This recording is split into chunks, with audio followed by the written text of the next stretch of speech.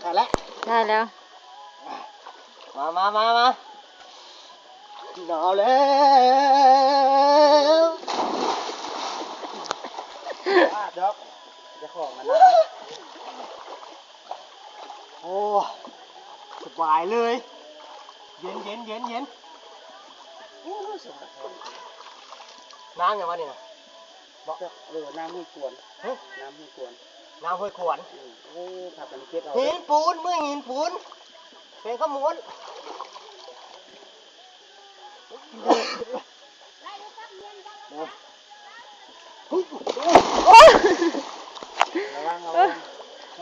จะได้ยังไงล้างตามลงทางนี้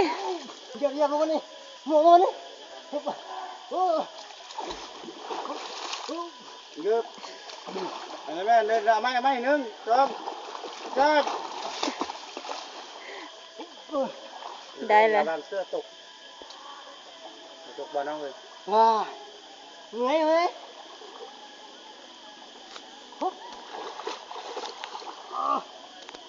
แอบแบลอีกสองคนนั้นนี่แหละเขาจะให้เราลิ้นน้ำเอาไปมาลิ้นน้ำไม่เอาเบิ้งซื้อสวยมากเอาใจได้ชิ้นมาที่คือได้เปลี่ยนโอเค1 2 3